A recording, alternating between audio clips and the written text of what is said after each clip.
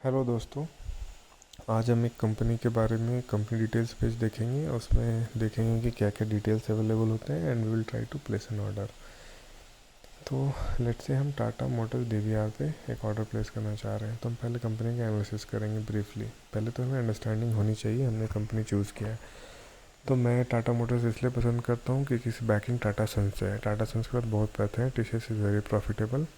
Tata Motors अपने आप में भी अच्छी कंपनी है, बट कल को टाटा मोटर्स से अगर प्रॉब्लम होती भी है तो टाटा सन्स के पास काफ़ी पैसे हैं उसको खड़ी करने के लिए। तो I find it as a safe stock, so I invest a lot in Tata Motors both. तो टाटा मोटर्स के दो स्टॉक दिखेंगे बेसिकली आपको, टाटा मोटर्स और Tata Motors DVR. Tata Motors जो मेन कंपनी का स्टॉक है उसका प्राइस आपको, रुको एक स्टॉक ऐड कर दिखा देता हूँ। टाटा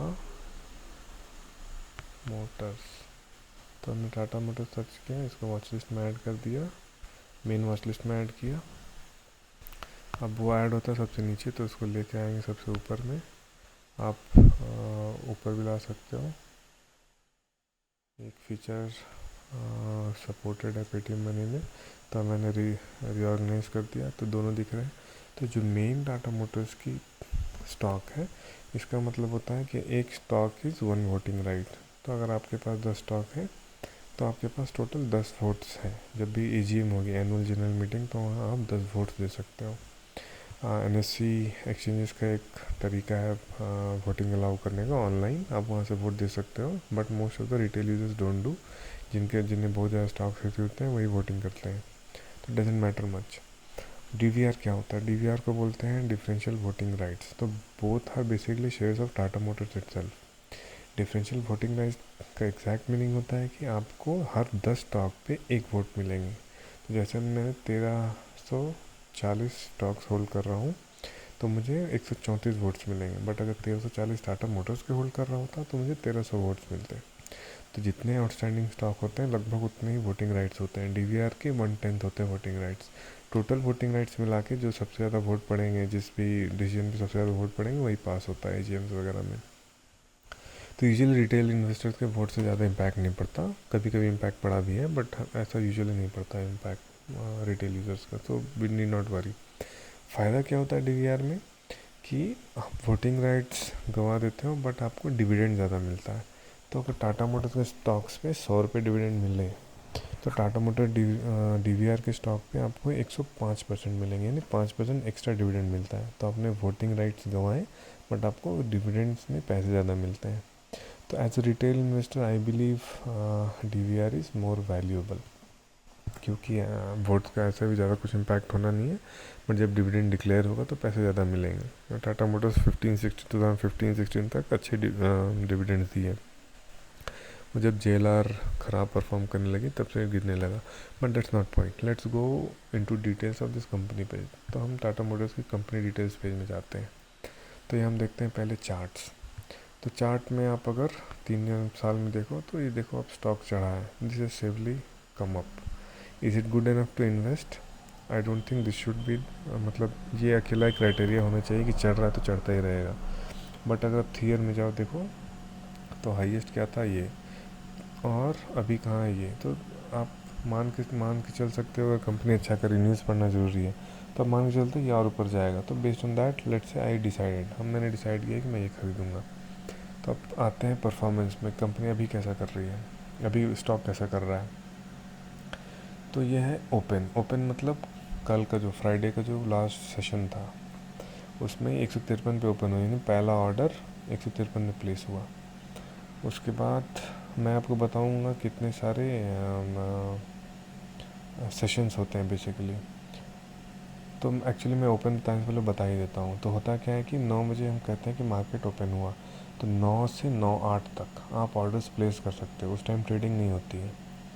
आप 9 से 9:08 तक एक्सचेंजेस ऑर्डर्स कलेक्ट करके रखती हैं। फिर 9:08 से 9:15 एक्सचेंजेस वो ऑर्डर्स को एग्जीक्यूट करने लगती हैं, बट आप 9:08 से 9:15 ऑर्डर्स प्लेस नहीं कर सकते। तो 9 से 9:15 में ये रिस्ट्रिक्शंस होती है। 9 से 9:08 यू कैन प्लेस ऑर्डर्स, 9:08 से 9:15 वो जो ऑर्डर्स प्लेस हुई थी उनका एग्जीक्यूशन होगा, और 9 से 9:15 के बीच में एक जितने ऑर्डर्स एग्जीक्यूट होंगे उस बेसिस का एवरेज निकाल के एक्सचेंज बताती है हर स्टॉक का ओपन प्राइस। तो वहीं से आता है ये ओपन प्राइस। फिर 9:15 से 3:30 तक रेगुलर ट्रेडिंग होती है। आप ऑर्डर प्लेस करते रहो, एग्जीक्यूट हो रहा है बैकग्राउंड में, मतलब एक्सचेंज के पास जा रहा है, वो एग्जीक्यूट हो रहा है, पार्शली हो रहा है या फुल हो रहा है, वो सब भी होता रहता है, बट वो रियल टाइम में एग्जीक्यूट हो रहा है। 3:30 पे वो ट्रेडिंग बंद हो जाती है। फिर उसको बोलते हैं क्लोज़। 3:30 के बाद 3:40 तक क्लोज ही रहता है। फिर 3:40 से फिर अगेन वो कहते हैं post close session. Post close में क्या होता है कि 3 से लेकर 3:30 तक, बीएससी और एनएससी का दोनों का अलग लॉजिक है, मैं सिर्फ एनएससी के बता रहा हूँ। 3 से लेकर 3:30 तक उस स्टॉक पे जितने ऑर्डर्स पड़े हैं बाई के और सेल के, उसका एवरेज करके वो निकालती है कि क्लोजिंग प्राइस क्या है। तो मान लो क्लोजिंग प्राइस जो डिसाइड हुआ 152 रुपये 20 पैसे, ये देख लो पिछले दिन क्लोजिंग था, तो 152 रुपये 20 पैसे क्लोजिंग प्राइस हुई। दैट मीन्स 152 रुपये एवरेज प्राइस है 3 से लेकर 3:30 तक का, जितने ऑर्डर्स पड़े हैं उसका एवरेज कॉस्ट 152 रुपये 20 पैसे है। तो एक बार जब क्लोजिंग प्राइस डिसाइड हो गई तो 3:40 से 4 बजे तक आप इसी प्राइस पे ऑर्डर्स प्लेस कर सकते हो, इधर बाई और सेल। आप सिर्फ क्वांटिटी चेंज करते हो, प्राइस यही होनी है।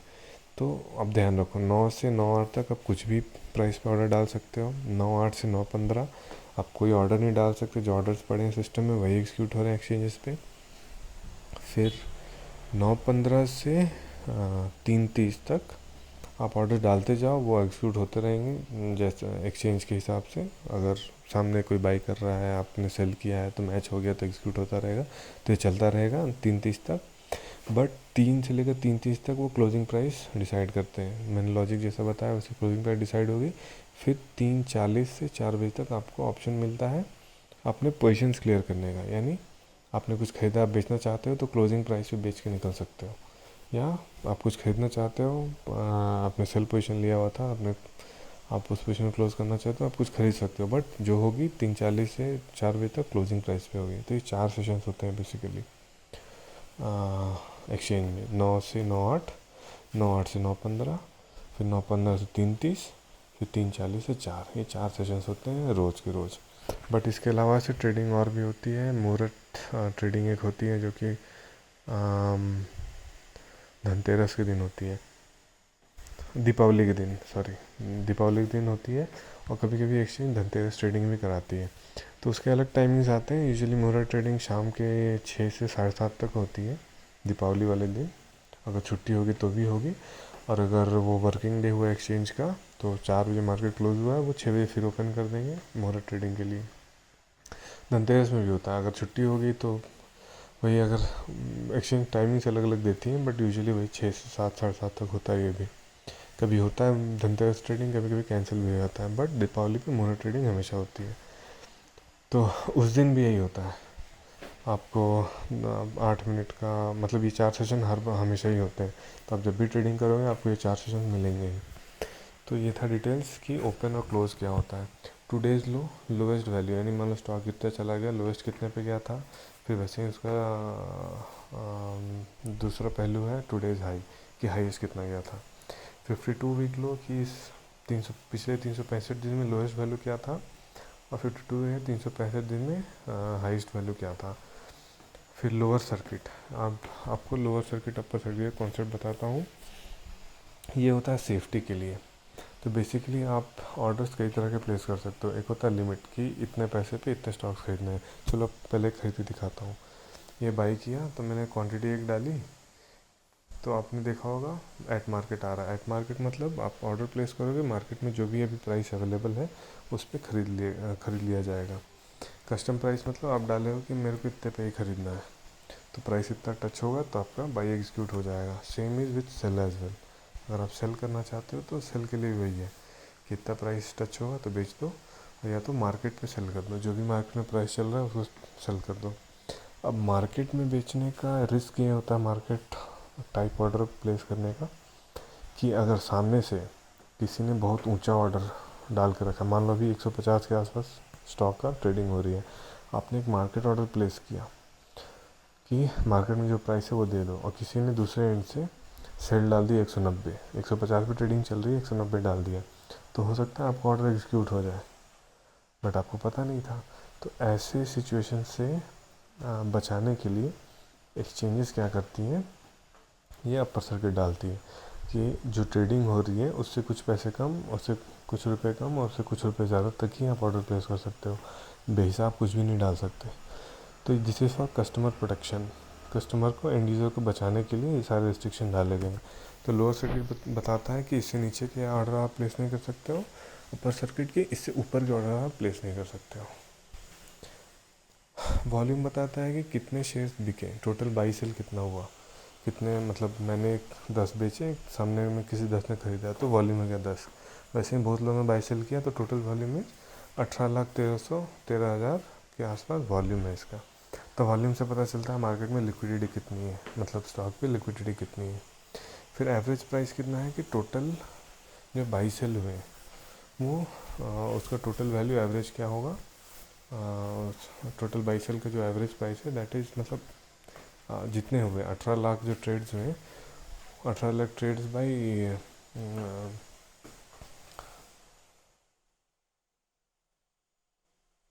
मतलब टोटल वैल्यू, इसका टोटल वैल्यू निकालें और टोटल ट्रेड निकालें, उससे एवरेज निकलता है। एक्सचेंज ही देती है, तो इधर डिस्प्ले कर रहा है कि एवरेज प्राइस क्या है उसका।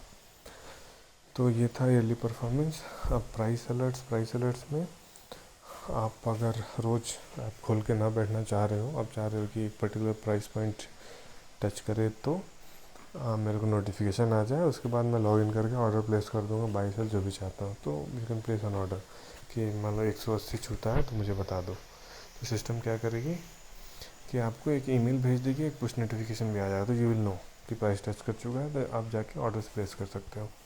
तो ये देखो, ये परसेंटेज चेंज भी है, तो हमसे 10% चेंज हुआ तो बता दो, तो भी इवेंचुअली एक प्राइस पे ही जाएगा ये। यानी 150 का 10% कितना होगा, 165 के आसपास का। हाँ, 165 जो नीचे लिखा हुआ price will be trigger at 165, तो 165 पे आपका एक अलर्ट ट्रिगर हो जाएगा, आपको बता दिया जाएगा वाया ईमेल और पुश नोटिफिकेशन।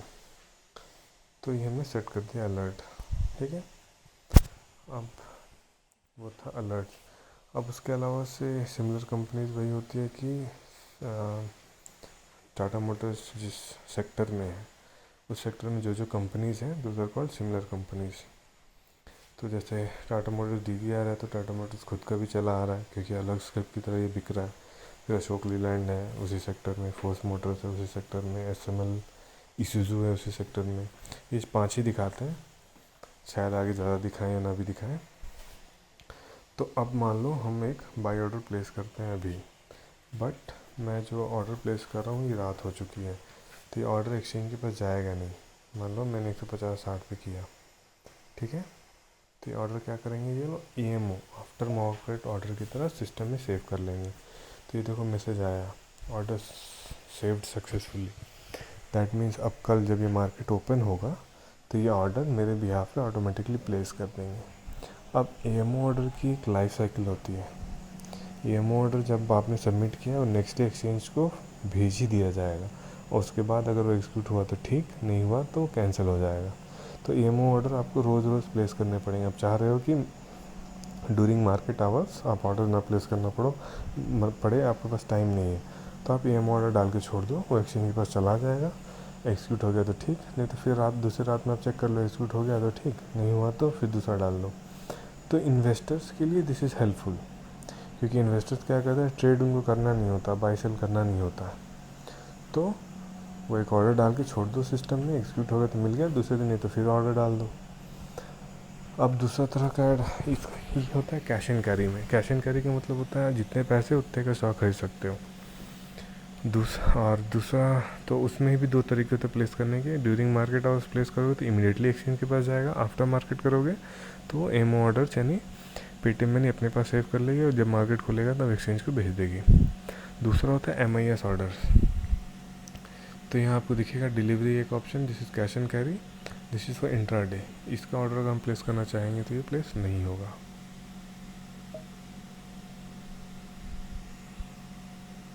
सॉरी, तो इनने फीचर बनाया है ऑर्डर्स प्लेस करने का भी, और मिस्टेक फ्रॉम माय एंड। तो बेसिकली वो 2 तरह के ऑर्डर सेव करके रख ले रहे हैं, MIS ऑर्डर्स भी। और तो आप कहाँ देख सकते हैं इनको, ऑर्डर सेक्शन में जाके आप देख सकते हैं 2 ऑर्डर्स, एक पड़ा हुआ EMO एक पड़ा हुआ इंट्राडे, एक डिलीवरी। तो ये देख रहे हो इंट्राडे ऑर्डर है, ये देखो डिलीवरी। इंट्राडे मतलब वो ऑर्डर एक्सचेंज को जाएगा, एग्जीक्यूट हो गया तो शाम तक आपको पोजीशन क्लियर करनी है। पोजीशन मतलब मैंने जो बाई किया है, फिर मुझे शाम तक एक स्टॉक सेल भी करना पड़ेगा। तो मैं ऐसे नहीं तो 3:15 पेटीएम मनी शायद 3:30 बजे जो मार्केट जो तीसरा सेशन मैंने बताया था 9:15 से 3:30, तो 3:28 पे जाके वो शायद सारे ऑर्डर्स मेरे बिहाफ पे एक सेल ऑर्डर डाल के वो मेरा पोजीशन क्लियर कर देगी। मेरे को प्रॉफिट होगा तो पैसे मिल जाएंगे, लॉस होगा तो मेरे पैसे कट जाएंगे। तो I will go ahead and cancel this order I will go ahead and cancel, क्योंकि मुझे प्लेस नहीं करने हैं। तो ये होता है मीनिंग। आपको कोई डाउट हो तो just right in comment section, I will explain more in more detail, इधर पर्सनली और एक नया वीडियो बना के आई विल एक्सप्लेन। तो आज के लिए इतना ही, थैंक यू।